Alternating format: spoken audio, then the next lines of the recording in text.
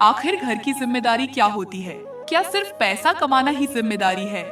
क्या खाना बनाना, सफाई करना या बच्चों को संभालना ही जिम्मेदारी है? नहीं दोस्तों, घर की जिम्मेदारी सिर्फ एक काम नहीं, बल्कि वो एहसास है जहाँ हर कोई अपने अपने हिस्से का बोझ उठाता है, जहाँ कोई अकेला नहीं होता और सब मिलकर घर को घर बनाते हैं। हमें घर की जिम्मेदारी तब उठानी चाहिए जब हम समझने लगे कि कोई अकेला थक रहा है, जब घर के किसी एक इंसान पर सब कुछ आ जाए, जब हालात मुश्किल हो और हम मदद कर सकते हो, चाहे वो बेटा हो, बेटी हो, माँ हो या पिता। जिम्मेदारी समझ उम्र नहीं देखती। जिस दिन आप घर की जिम्मेदारी समझने लगते हैं, उसी दिन से आप एक सच्चे इंसान बनते हैं। नमस्कार दोस्तों, कैसे हैं आप सब? आशा करती हूँ कि आप सब बढ़िया होंगे। आज मैं आपको एक सीख देने वाली कहानी सुनाने जा रही हूँ। अगर आप अपने घर की जिम्मेदारी उठाते हैं और सही से काम करते हैं, तो ये वीडियो को आप जरूर देखें, सुने और समझें, क्योंकि ये कहानी आपके दिल को छू जाएगी और आपको सोचने पर मजबूर कर देगी। ये कहानी है एक साधारण से गांव की, नाम है शिवपुर।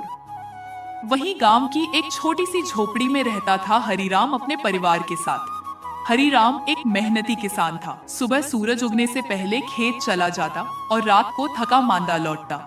उसके साथ घर में उसकी पत्नी कमला, बूढ़ी माँ दादी अम्मा और 3 बच्चे माया, छोटू और राजू रहते थे।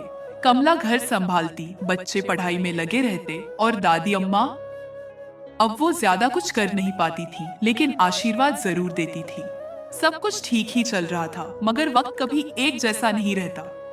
एक दिन हरिराम को बुखार हो गया।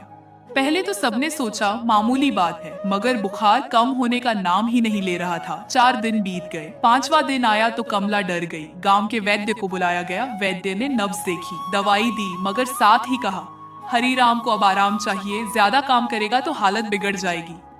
अब असली मुश्किल शुरू हुई। कमला ने कभी घर की जिम्मेदारी तो संभाली थी, मगर खेत, बैल, मंडी, ये सब तो हरिराम ही देखता था। वो रात थी जब कमला अपने आंगन में बैठी थी और माया उसके पास आकर बोली, माँ अब क्या करेंगे? कमला ने माया के सिर पर हाथ फेरा और बोली, बेटा, घर की जिम्मेदारी भगवान देता है तो सहारा भी वही देता है, हमें डरना नहीं है।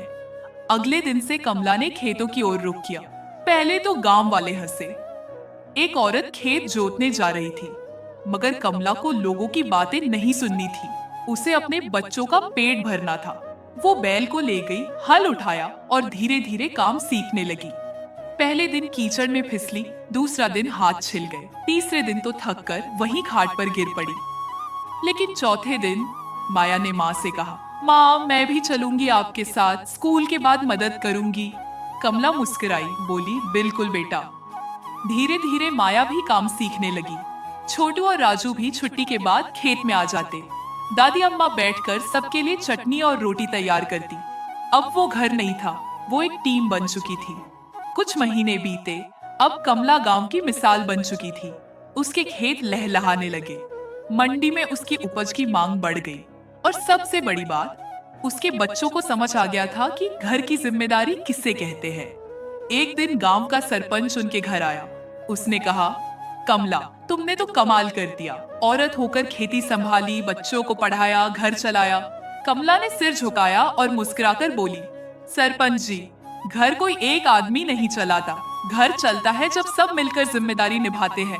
हरिराम अब ठीक हो चुका था। वो भी आश्चर्य में था कि उसकी पत्नी और बच्चों ने क्या कमाल कर दिखाया। वो बोला, कमला तुमने तो जो मैं भी ना कर पाया वो कर दिखाया।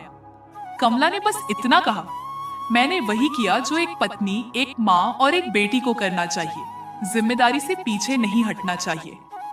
उस दिन घर में सबने साथ बैठकर खाना खाया और पहली बार हरिराम ने बच्चों से कहा, अब ये घर हम सबका है और इसकी जिम्मेदारी भी हम सबकी है। तो दोस्तों, यही थी आज की कहानी।